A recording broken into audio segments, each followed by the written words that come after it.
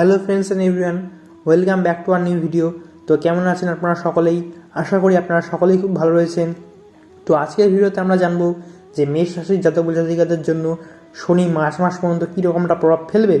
তো সবাইকেই আমি প্রথমে বলে রাখি যে 2025 সাল কিন্তু মঙ্গলের বছর। যে কোনো কাজ শুরু করার আগে কিন্তু হনুমানজির নাম নিয়ে কিংবা বলতে পারেন হনুমান চালিসা পড়ে তারপরে আপনি কিন্তু যে কোনো কাজ কিন্তু শুরু করবেন। এই বছর আপনি যখন কোনো কাজ করবেন অবশ্যই দিনটি শুরু করার আগে নিজের ফিটনেসের দিকে নজর রাখবেন। যে কোনো যোগাসন কিংবা শরীরচর্চা করবেন, তারপরে কিন্তু যে কোনো কাজ করবেন। তাহলে কিন্তু আপনার মধ্যে যে 2025 সাল যেহেতু মঙ্গলের বছর, সে মঙ্গলের যে এনার্জি সেটা কিন্তু আপনার মধ্যে কিন্তু চ্যানেলাইজ হবে। তারপর চলে আসি আমরা শনির কথায়।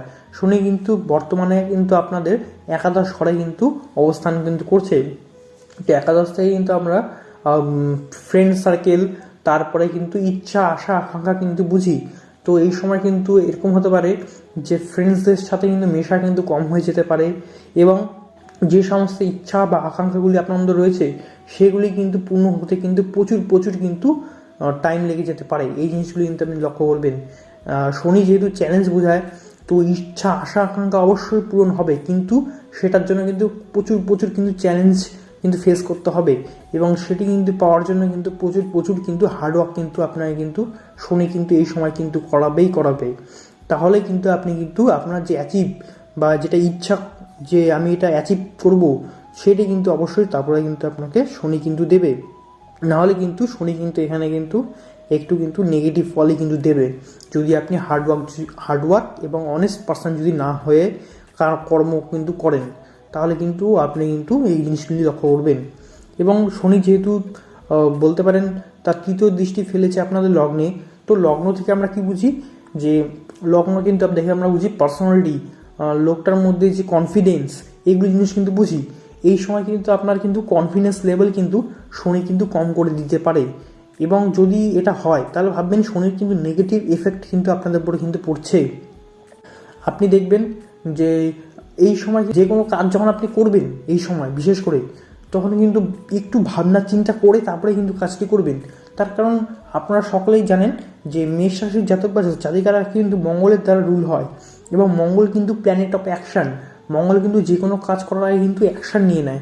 তো যে কোনো কাজ করার আগে ভাবনা চিন্তা করে, কারোর সাথে কনসালটেশন করে তারপরে কিন্তু যে কোনো কিন্তু কাজ কিন্তু করবেন। তারপর আমরা চলে আসি শনি সপ্তম দৃষ্টিতে। তো শনি সপ্তম দৃষ্টি কিন্তু পড়েছে আপনাদের পঞ্চম ঘরে। তো পঞ্চম ঘর থেকে কী বুঝি আমরা? ক্রিয়েটিভ, নতুন জিনিস তৈরি করা, সৌন্দর্য, এই জিনিসগুলি কিন্তু বুঝি আমরা। বিভিন্ন ক্রিয়েটিভ ফিল্ড কিন্তু পঞ্চম ঘর থেকে কিন্তু বোঝা হয়। তো পঞ্চম ঘর থেকে যেহেতু বোঝা হয়, পঞ্চম ঘর রিলেটেড কর্মগুলি কিন্তু প্রচুর কিন্তু হার্ডওয়ার্ক কিন্তু করতে হবে, প্রচুর কিন্তু আপনি বাধা ফেস করবেন, চ্যালেঞ্জেস কিন্তু ফেস করবেন এই সময়।